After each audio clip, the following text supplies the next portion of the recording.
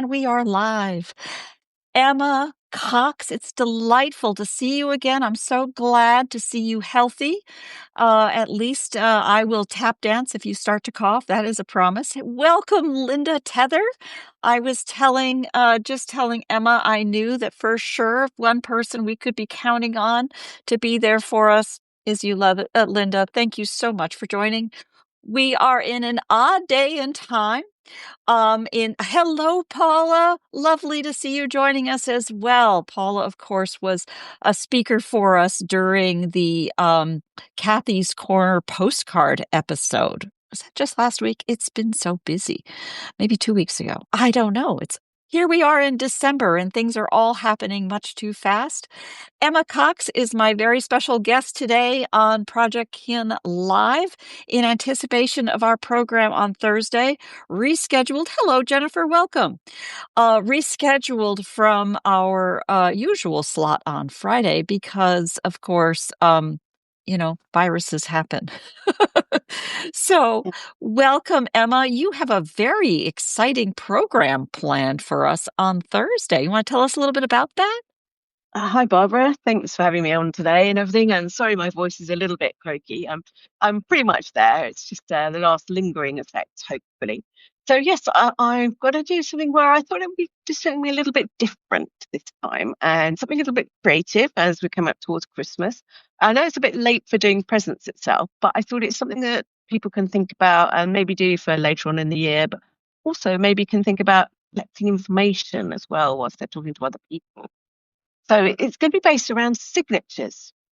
So I don't know how many of you have got your family's signatures in part of your heirlooms, documents, papers, all sorts of different things, or have thought about all the different places that you might be able to find them. I'm quite fortunate. I've got family letters, which people have signed. So those are part of it. I've got an old autograph book that I got my grandparents to sign many years ago, which is lovely to actually see their signatures on there. And I've got lots and lots of information there. And so I thought, right, I'm going to help people find them, find signatures in different places, whether that's in official documents, things like birth registrations. It could be marriage certificates. They seem to be the most common ones that people think of when they think about signatures. But there's more than just sometimes the people getting married. There are lots of witnesses. I found some with quite a few witnesses on, so I thought I'll bring those ones out and putting them all together and thinking, well, what could you do with these things once you've actually found them? So I have an idea for a few projects of things that you might be able to create yourselves and then make into things if you want to. Of course, projects is my happy place. And part of my story with respect to projects is it appalls me to just think of a one and done project that I made a pretty thing and I gave it away. I love that for a 5-year-old and a handprint on a piece of clay. And actually a handprint on a piece of clay is a treasure 30, 50 years later. But really thinking about the ways in which these projects can give you a link back to the stories and really using them as catnip, people nip, cousin nip, to bring your siblings and cousins along and nephews and nieces along to go find the stories. You talked about tea towels, mugs, posters, all sorts of different playing things cards. Families do. You could do playing cards, all sorts of things. I think the idea is sort of thinking about, well, what have you got? And then if you want to, you can do themes within them. You could go down a particular family line or something. You could look for similarities in particular signatures or something, or you could look for people who've got the same name, for example. I could do an Emma.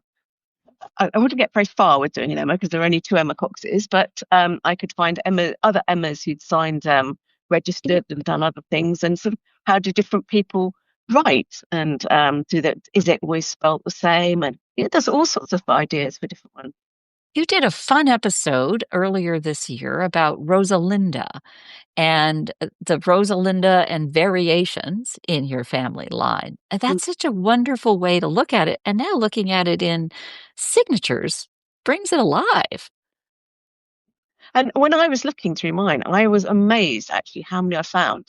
And I was thinking, well, I don't have that many really. And, I've got a few marriage certificates here and there, the wills and letters and stuff.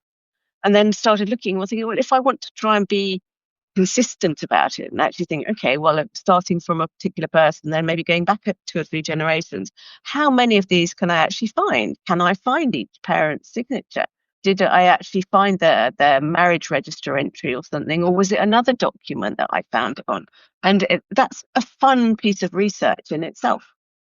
You know, it's a common expression in probably many fields in which engineers are part of it.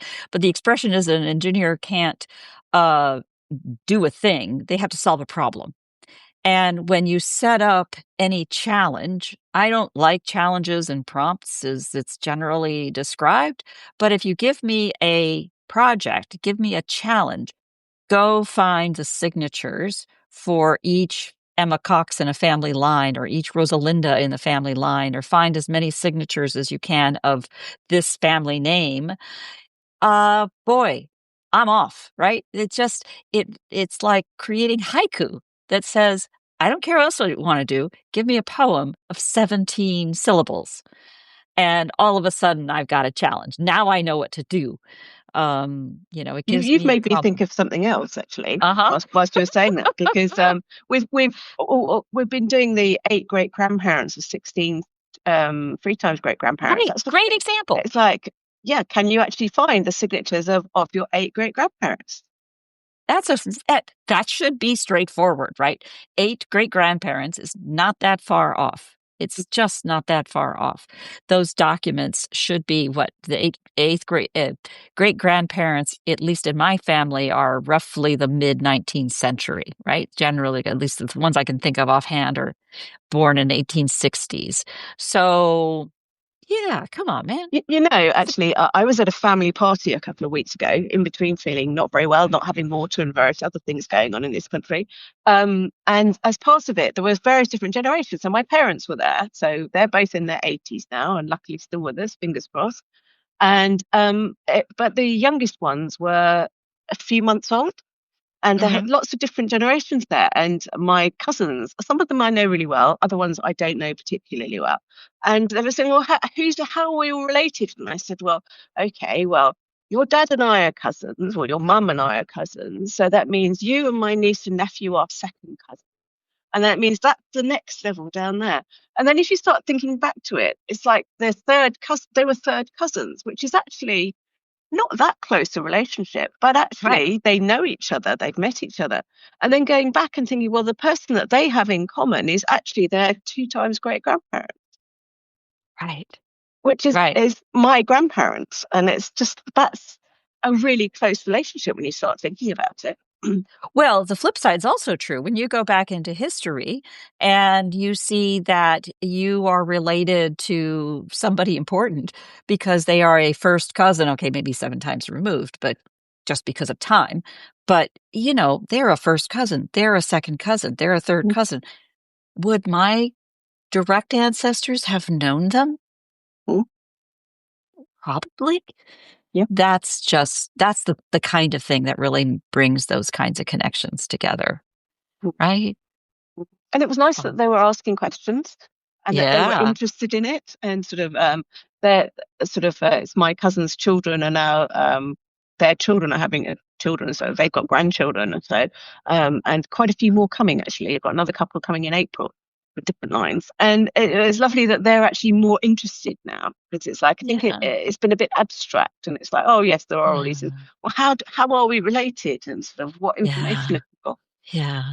Yeah. In my husband's family is from China, and his father is the first generation to have arrived here. His children, my husband's generation, are all largely born either here or in Canada.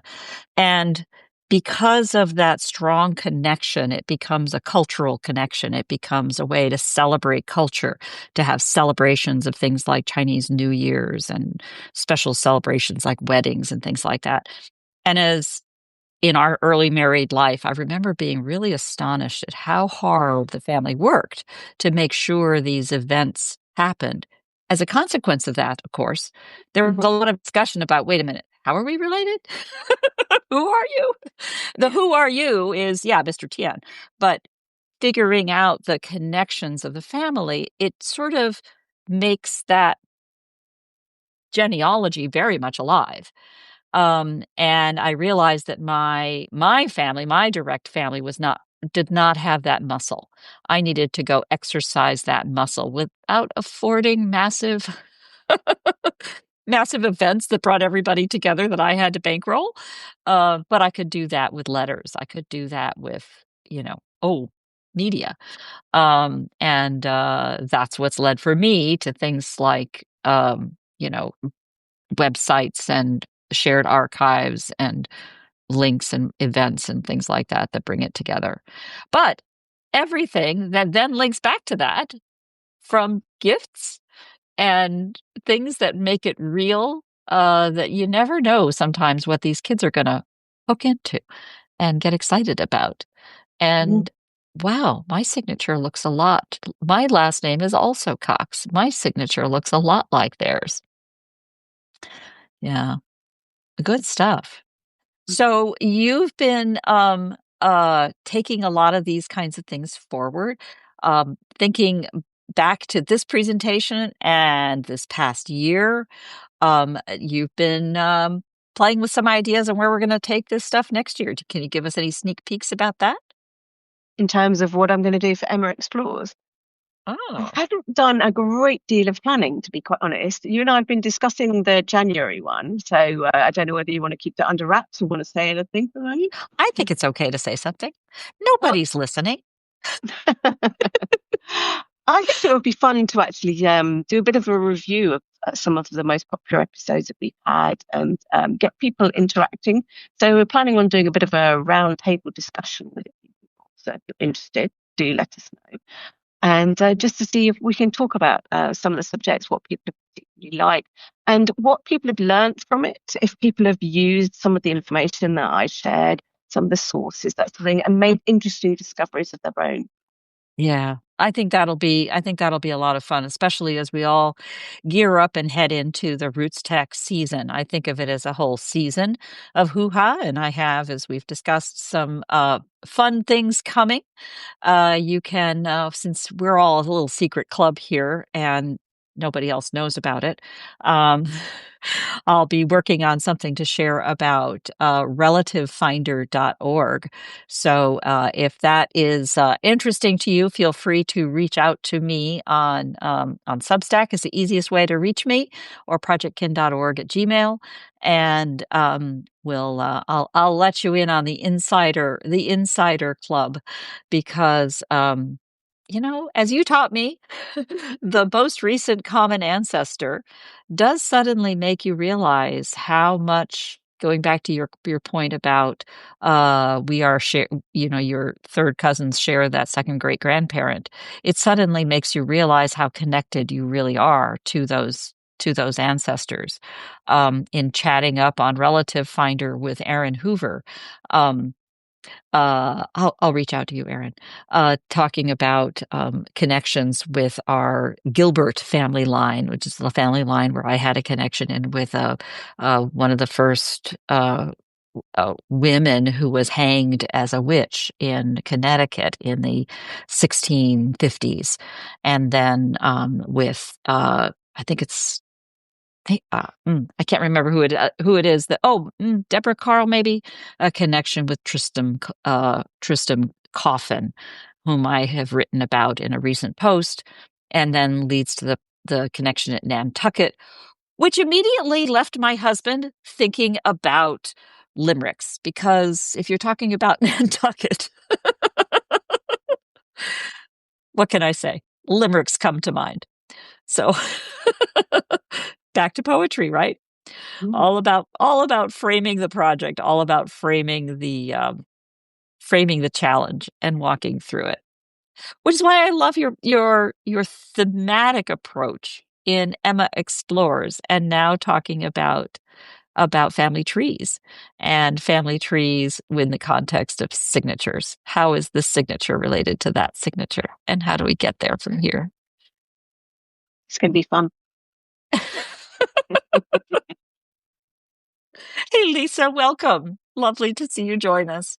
So we're just walking through a little bit, talking about with Emma Cox of Projectkin's Emma Explores, a little bit about our upcoming episode on Thursday, focusing on signatures and the signatures where we find them and what we can do with them when we've found them and what that tells us, and how the signatures are a lot more accessible than you might think, and often, I guess, more accessible than photographs, particularly for people who are go back in history before the advent of cameras in the mid 19th century.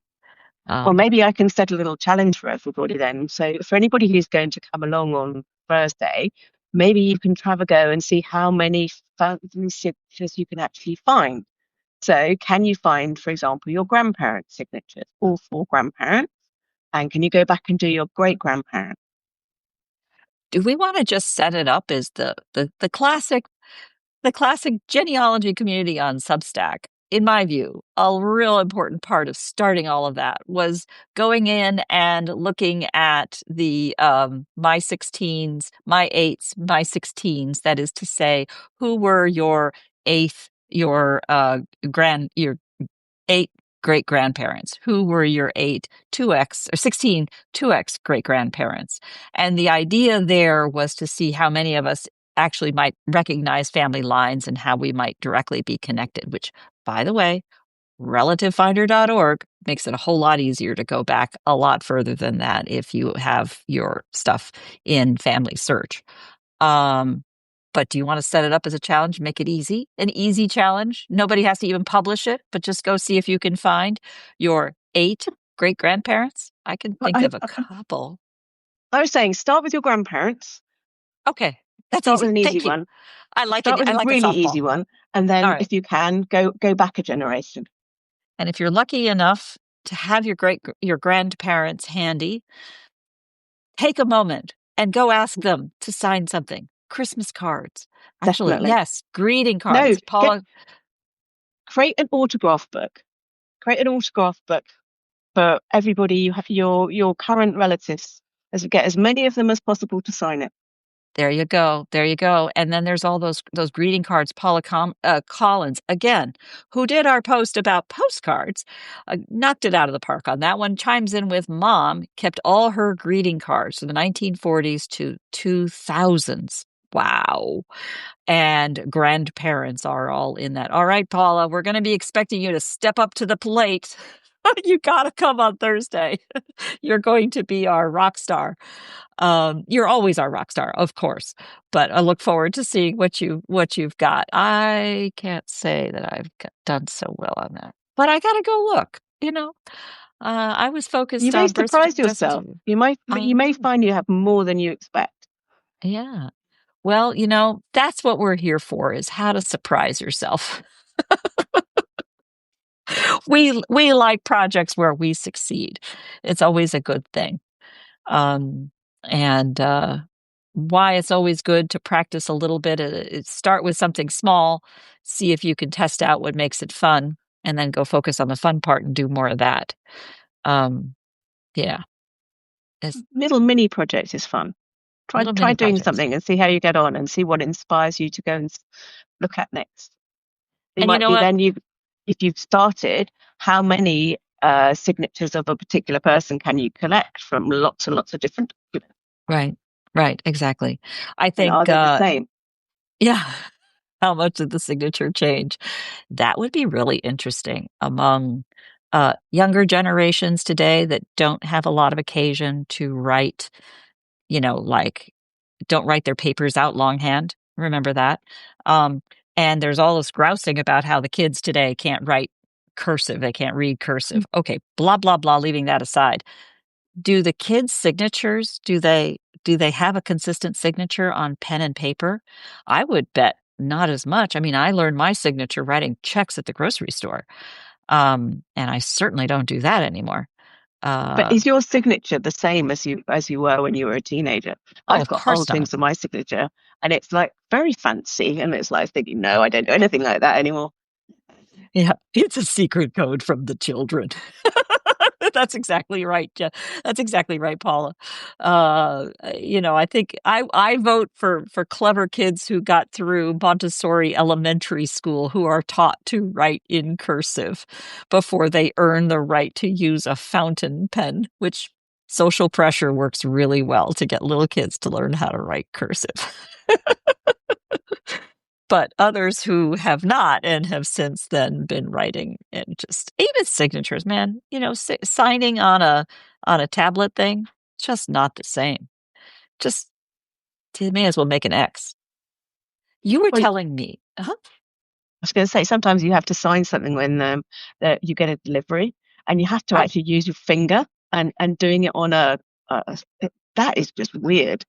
That's Nothing what I'm like my saying. signature. Yeah. Nothing like my signature, and it may as well be an X. It doesn't Mm. matter because all they have to do is get it's like a thumbs up. It doesn't really need much.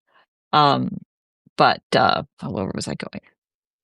It's taking these kinds of, what I was thinking about was I wonder how much signatures change. And certainly you go back to high school or something, you're still defining yourself. And many women change their name. Many women didn't, or change their name in some way with hyphenation, or you change your name as a result of any number of things.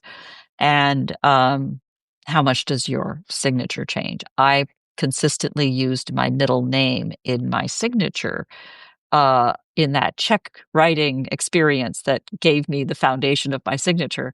And today I rarely use my middle name, and yet my signature includes it in some ways. That's how I know it's actually me. My kids got good at faking my signature. That's probably where kids learn how to sign. Or maybe that's just a 90s thing. I know my kids got good at faking signatures in high school because they had to. Yeah, mom said it's okay for me to do X. Um, I shouldn't admit that. Welcome, welcome, Dr. Mary. Good to see you joining us. Benji, I think I missed you joining in.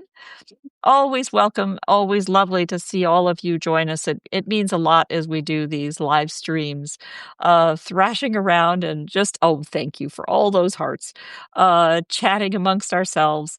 The fun thing for those of you joining us late, we're talking about today is Thursday's program, Thursday that is here in the Americas and Europe before time changes. And when you jump the daylight savings or jump the international date line in the Pacific, to the wee hours of the morning in New Zealand and Australia.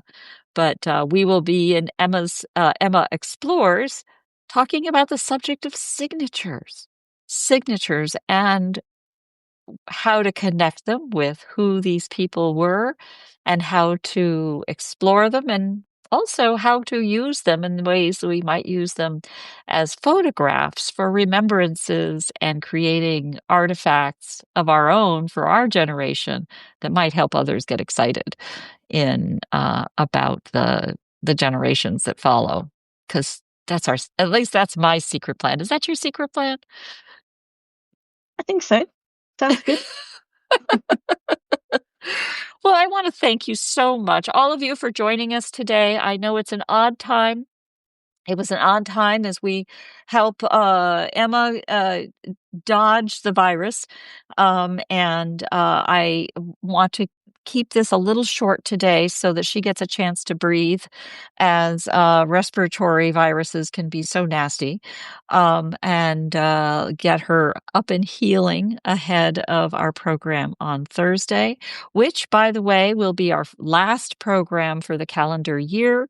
And our a little bit there you go, nice little feel better, and not explicitly about the holidays, but will help us to prepare in this as we start looking ahead to the new year and reflect a little bit on the amazing accomplishments, learnings, and perspectives gained during this past calendar year. I think there's a wonderful tradition of close out and open up that happens between the end of a year and the beginning of a new year. And from all our previous, that's okay, Mary, and all our previous events in the last couple of weeks, you'll notice my Christmas tree here. I turned our cat tree into a Christmas tree because we're not going to be around for Christmas itself here. So we have a little entertainment for our cats because that's just how we roll. Uh, Lots of lurgy. Lurgy, lurgy, Lurgy. Talk to me about lurgy. lurgy's being ill. Oh, see, we learn Lurgy. something new every day. Wow. Thank you, Lisa. Thank you. Thanks, I Lisa. appreciate a translator too. Oh, somewhere we need a Projectkin's guide to the English language. Or a translation thing. It's like, if you say this, this means this. Okay, yeah. Yeah. Oh, there Dictionary. you go. Oh, Bill, you just joined us. We're just wrapping up. Lovely to see you. Thank you, thank you, thank you for joining us as always. We just got a good lesson on Duolingo. My screenshots over. There we go. Dual US UK citizen. Thank you. I was just thinking of Duolingo for English speakers. And to be clear, that's as much between Britain and the United States, our respective hometowns, as it is across Canada, Britain, and New Zealand, where in our mind there is a crazy American thing, and then all of the rest of you, which must be the same. But that's not true. Oh, now you see Bill is bringing the Christmas spirit up to his elbows in Christmas cookies. Shall we all send you our addresses, Bill? Please. In some of my last episodes, we were sharing recipes because it always comes down to food. So whether it's Kyla Bayang's popcorn balls to Christmas cookies and more, you'll have to check out those last episodes. We're going to take as a challenge for Thursday and in signatures to bringing holiday joy to you, Emma, in the land of Victorian Christmases, if I may say. And we have this vivid imagination of what Britain is in Christmas, just saying. And so we will all share that Christmas joy and help getting you into the Christmas spirit to get there from here. And you can share with us the challenges or not of going forward that you've had lately around the house, not the least of which is illness, which we do wish you the very best and a speedy recovery Thank you. for Thursday. Thank Okay. you. See you on Thursday then. See you on Thursday. Thank you, everyone, so much for Bye, joining. everyone. It was great to see you. Thank you. Remember, you have a challenge here in case you missed it. Emma has thrown out the challenge, thrown out the gauntlet, and the goal by Thursday is see how many of your eight great grandparents' signatures you can collect. Bonus points for more than one for any given grandparents. I see you, Paula Collins. I know you're gonna blow it away, but we all can step up to the challenge. Alrighty then.